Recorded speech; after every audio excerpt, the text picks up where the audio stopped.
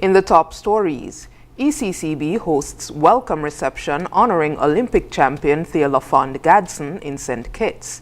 President Trump announces 90-day pause of tariffs that impacted the Caribbean. And U.S. charges Americans convicted of coup attempt in Congo.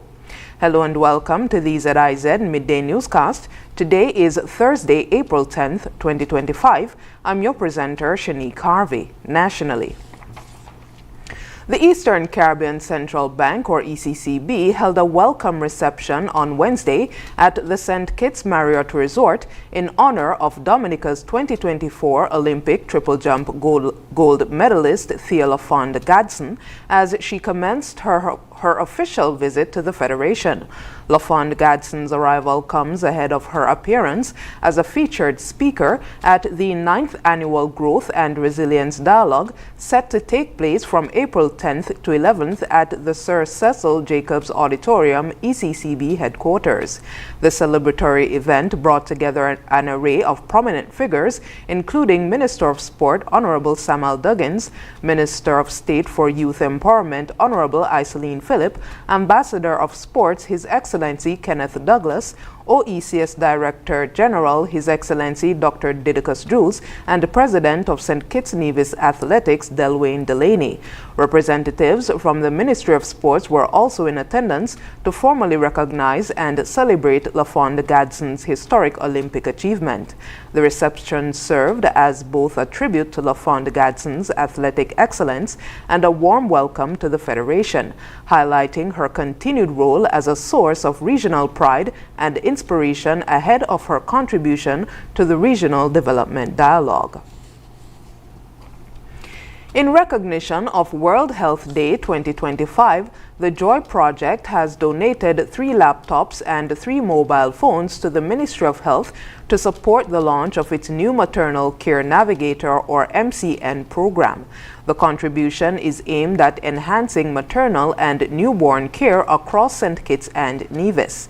The donation was officially presented during a handover ceremony on Monday at the Ministry of Health's conference room. The devices will directly support the work of the Federation's 3 newly appointed maternity care navigators, 2 based in St. Kitts and 1 in Nevis. The laptops were part of a larger gift of 30 devices received by the Joy Project from Mr. Mario Sabga Aboud, chairman of the Global Brands Group of companies, which includes franchises such as Rituals Coffee House, Pizza Boys, and Walk and Roll. The maternity care navigators, all professionally trained midwives, will act as advocates and resource persons for pregnant women, particularly those experiencing high-risk pregnancies. Their role is designed to complement existing health services by facilitating timely access to care, identifying complications early, and offering individualized support throughout the antenatal, delivery, and postnatal stages.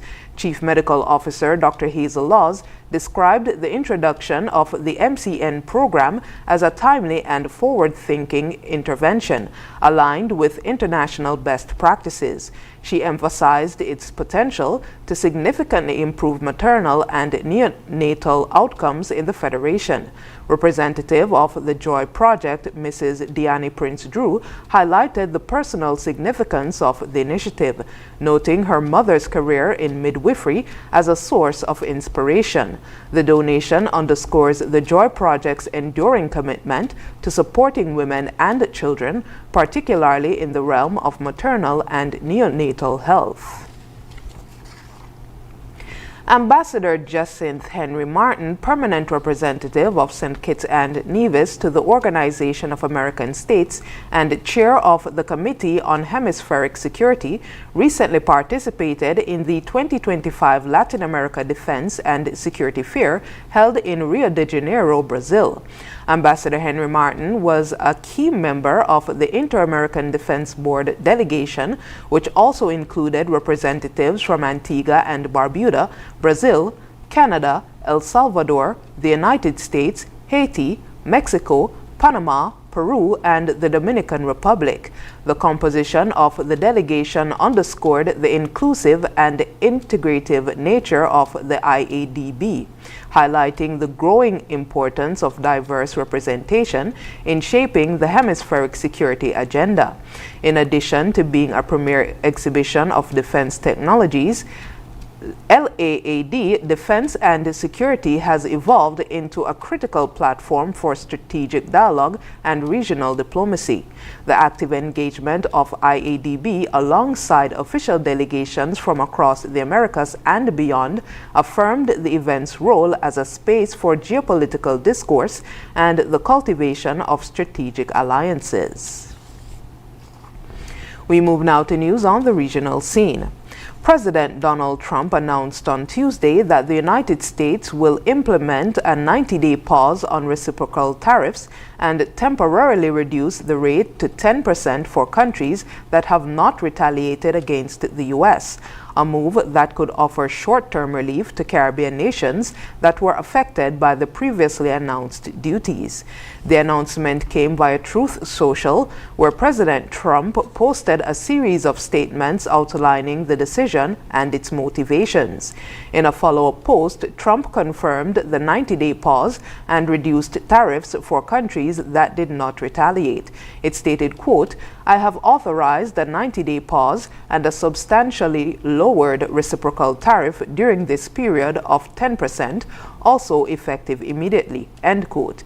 The decision marks a temporary easing of trade pressure for nations that have opted not to escalate tensions with the U.S., amid a broader effort by the Trump administration to enforce what it calls fair and reciprocal trade. No specific list of countries was named in the Truth Social posts, but the announcement follows Trump's earlier tariff order on April 2nd, which imposed a 10% tariff levy on imports from most Caribbean nations, including Jamaica, the Dominican Republic, Trinidad and Tobago, and St. Kitts and Nevis. Great news for secondary school students in Guyana sitting their Caribbean Secondary Education Certificate or CSEC examinations this year, as the Guyanese government has promised to cover the fees. However, the payments will only be made on behalf of students sitting at least 8 subjects. President Dr. Mohamed Irfan Ali announced the initiative on Wednesday during an engagement with residents at the West Demerara Secondary School in Region 3. According to the Ministry of Education, the CSEC examination fees include an initial entry fee of $3,900, a subject fee of $4,000, and a local administrative fee of $1,000 per subject. A late registration fee of $5,000 is also applicable. These costs will now be absorbed by the government. It is estimated that the initiative will cost the government about $700 million. Ali confirmed that the initiative will apply to candidates from both public and private institutions. Internationally, 3 Americans repatriated to the United States from Congo this week have been charged with participating in an elaborate coup attempt aimed at overthrowing the African nation's government last year, the U.S. Justice Department said on Wednesday. A 4th man, alleged by prosecutors to be an expert in explosives, was also charged with aiding the plot. The criminal charges arise from the same set of allegations that led to 3 of the defendants being detained in Congo and receiving death sentences. The sentences were later commuted to punishments of life imprisonment before the men were ultimately transferred on Tuesday into U.S. custody to face charges in an American court. Their repatriation came amid efforts by Congolese authorities to reach a minerals deal with the U.S. in exchange for security support. And finally, in international news, an estimated 14 million children are projected to experience interruptions in nutrition support and services due to recent and anticipated global funding reductions, significantly increasing their risk of severe malnutrition and mortality, as highlighted in preliminary analysis released by UNICEF during the Nutrition for Growth Summit in Paris. This funding crisis arises during a time of unparalleled need for children who are grappling with record levels of displacement, ongoing and prolonged conflicts, disease outbreaks, and the dire effects of climate change, all of which are compromising their access to sufficient nutrition. Even prior to the funding reductions, the number of pregnant and breastfeeding women, along with adolescent girls facing acute malnutrition, surged from 5.5 million to 6.9 million, a 25% increase since 2020. UNICEF warns that these numbers are likely to climb further without immediate intervention from donors and sufficient investments from national governments. And now for the weather. Present weather is cloudy skies with showers in the vicinity. Winds are a gentle breeze of 8 miles per hour from a northeasterly direction. The temperature for today is 28 degrees Celsius or 83 degrees Fahrenheit. Seas are 1 to 1.5 meters or 3 to 5 feet. The weather forecast for today predicts partly cloudy to cloudy skies with a 60% or moderate chance of brief passing showers. Tonight is expected to be partly cloudy to cloudy skies with a 70% or high chance of overnight showers. Sunset for today will be at 6:26 p.m.